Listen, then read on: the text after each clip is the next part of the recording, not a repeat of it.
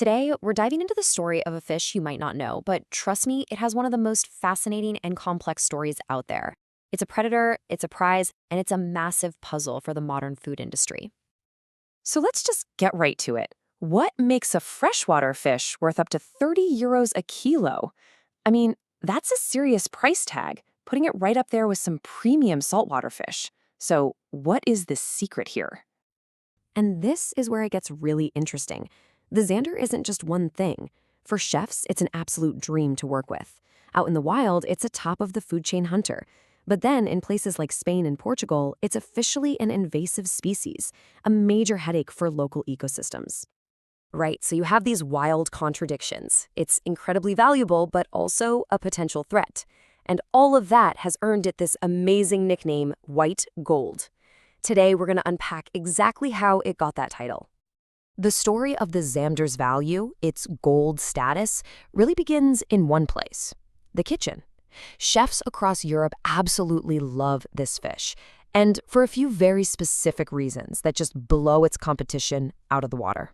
So let's put it head-to-head with the northern pike, a fish it's often confused with. The single biggest difference? The bones. Zander doesn't have those frustrating little Y bones that pike are full of, which makes it a breeze to prep and eat. And the taste? It's clean, it's delicate. You don't get any of that muddy or earthy flavor that you sometimes find in other freshwater fish. It's a premium experience from start to finish. But here's the thing. Its value on the plate is matched by its pure dominance in the water. This fish isn't just some delicate dish. It's a perfectly evolved killing machine.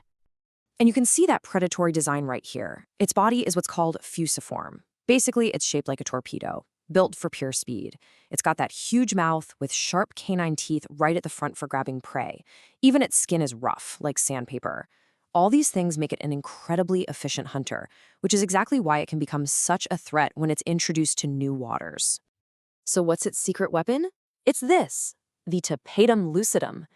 Think about how a cat's eyes glow in the dark. It's the same principle.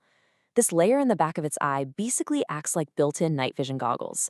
It gives the Zander a massive advantage in murky water or at dawn and dusk, letting it hunt when other fish are practically blind.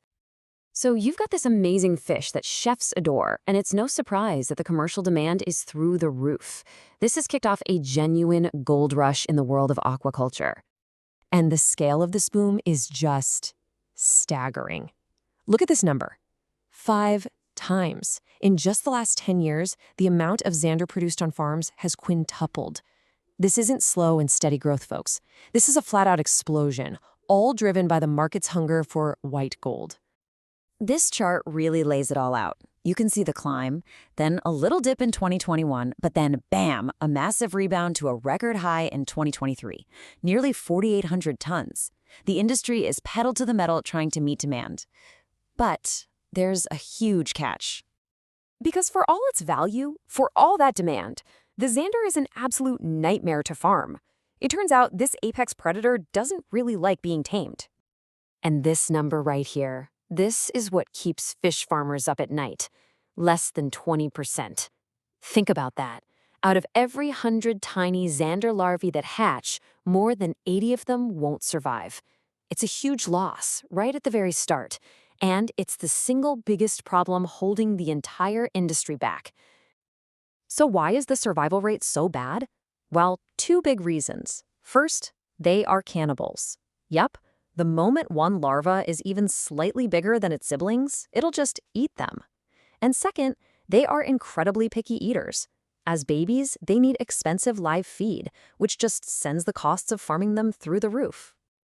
So, how do you solve these massive natural problems? Well, the answer is pretty bold. You basically take nature out of the equation and replace it with cutting-edge science and tech. To get fish year-round, farmers can't just wait for the seasons to change. So they do this. They essentially lie to the fish. They create a fake winter by dropping the water temperature, hold it there for a bit, and then they warm it back up and crank up the lights. The fish think, oh, it must be spring, and start to spawn right on cue. But it's not just about playing with the thermostat. Success all comes down to their diet. And we're not talking about calories, we're talking about pure biochemistry. It's about managing inflammation and, most critically, maintaining this exact 3:2:2 ratio of key fatty acids. That one in the middle, ARA, is absolutely crucial for the embryos to even survive. And all of this precision control is only possible because of some seriously high-tech farming setups. They're often called Recirculating Aquaculture Systems, or RAS. You can think of them as these closed-loop, biosecure facilities where farmers control absolutely everything: water, temperature, light, to get the best possible growth and welfare for the fish. Okay, so we've gone through the biology, the technology, the market economics. Where does this whole story leave us? Let's bring it back to what this all really means for our food system. You know, this quote just sums it up perfectly. The Zander isn't just a trophy for fishermen anymore. Its journey from a wild hunter to a high-tech farmed product has made it a really important species for the future of aquaculture, giving us a great alternative to other farmed fish. And this really gets to the final, most important point. The story of the Zander isn't just about one fish. It's a case study for the future of food. It shows us how we can use technology to tame a wild animal, to solve some of nature's biggest challenges. And that means the old limits are disappearing. The question is no longer just, what can we farm, but what should we farm? As we get better and better at engineering our food, the choices we make are becoming more powerful and way more complex than ever before.